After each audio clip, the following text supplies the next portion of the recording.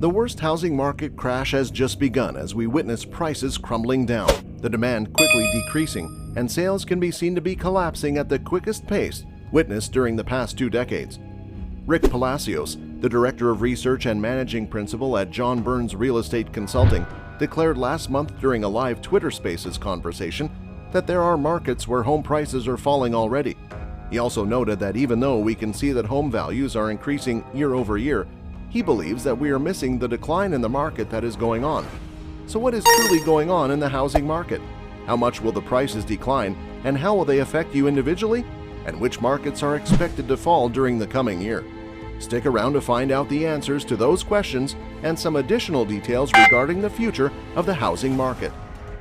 The first thing you need to understand is that the housing market relies on 4 main aspects.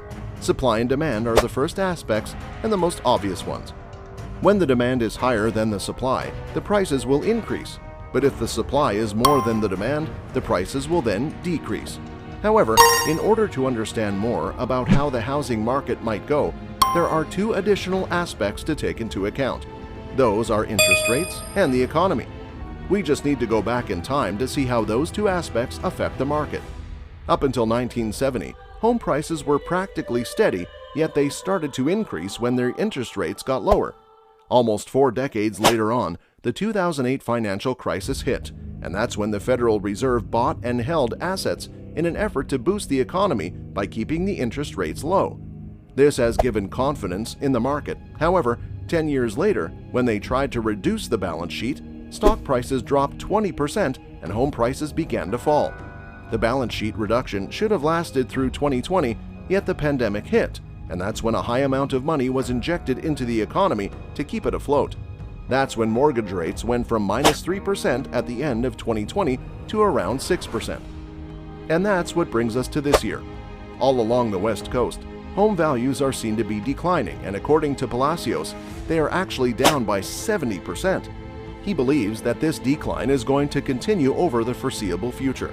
For the past few months, we have been hearing the term housing needs a reset. Palacios declares that this is somewhat a euphemism that home prices need to fall, and he believes that this is exactly what is currently happening. As a matter of fact, there are 123 housing markets that will in fact be seeing a decrease during the next year, and most graphs can see the West Coast specifically being dotted with red. San Francisco and San Jose have seen an 8.2% decrease in home prices since they peaked. Seattle can also be seen to have declined by 7.8%. Nevada and Reno follow with a home price decrease of 5.3%.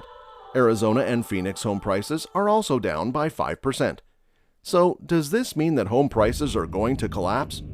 Well, according to the Bankrate chief economist, housing prices are more likely to cool down rather than collapse.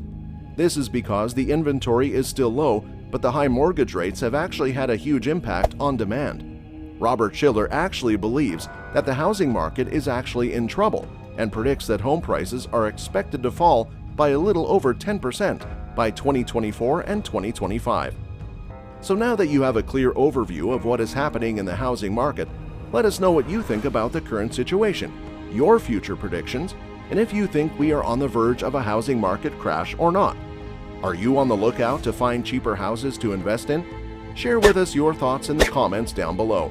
And don't forget to give this video a thumbs up and do subscribe to the channel to never miss similar content to the one in this video. See you soon!